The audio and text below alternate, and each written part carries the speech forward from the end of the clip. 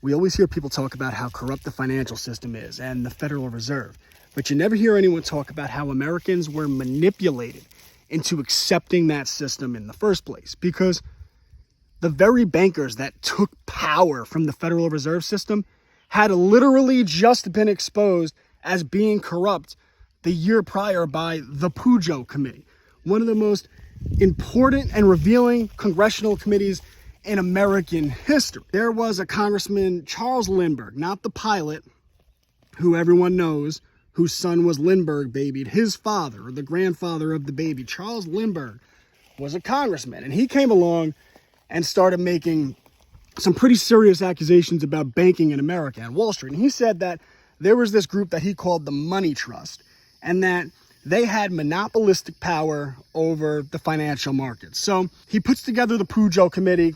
Pujo's a congressman from Louisiana, and the conclusion they come to is shocking, because they find that a small group of powerful bankers, and they name names, we'll get into that, had control over 75% of the financial markets, controlled basically every industry, the railroads, oil, and they were basically a monopoly, led by J.P. Morgan with him at the head. And the other people involved were Paul Warburg, Benjamin Strong, remember that name for later in this talk, Paul Warburg, Benjamin Strong, William Rockefeller, the brother of John D. Rockefeller. So anyway, after this committee, the American public is outraged. They said something needs to be done about this banking system. So what does J.P. Morgan and this money trust do?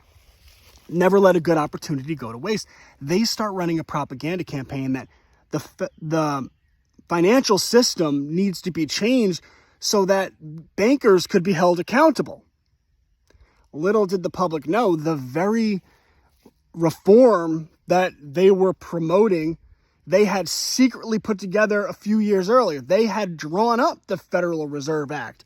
J.P. Morgan, Paul Warburg, Benjamin Strong, the Rockefellers, Nelson Aldrich, this was their baby, right? But the public didn't know that. So they run this propaganda campaign saying, you need to hold us accountable, and the Federal Reserve Act will do it. Well, the public gets behind that because the media sucks, obviously, and they fall for the propaganda. And right before the Federal Reserve Act is about to be passed, Charles Lindbergh says, of course, his stuff doesn't circulate, but he says that the Federal Reserve Act is the greatest legislative crime in American history, and that it will give legal legitimacy to the financial monopoly that already has control over much of America. Of course, he's ignored. The Federal Reserve Act passes, and then who is the first chairman of the Federal Reserve? Benjamin Strong.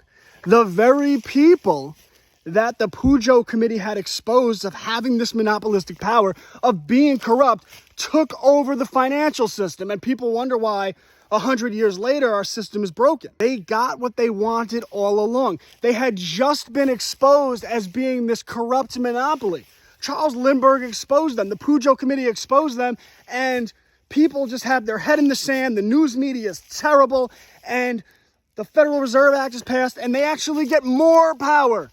Monopolistic power, fiat currency, the ability, a monopoly over the printing of the dollar. This was the start of it. This was the start of the downfall of all the inflation we see, all the endless wars. The Pujo Committee had just exposed them as being corrupt, and the American people just fall for it. And Woodrow Wilson signs, and right at the same time, they passed the 16th Amendment, and they established the federal income tax. That's a talk for another day. But Charles Lindbergh is pissed off about this. So he says, I'm going to expose them. I'm going to write a book.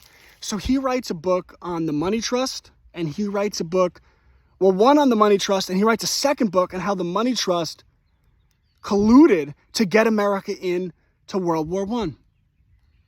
Well, those books, the printing plates, would be destroyed. And I'll save that for next time. But some of the most banned books in American history. And speaking of based books, Check out my books on how information is controlled, the corruption of the banking system, rights fundamental to being an American, the congressionally documented history of fake news, and so much more, including my book on the corruption of the food system that drops later this week. ClassicalLearner.com.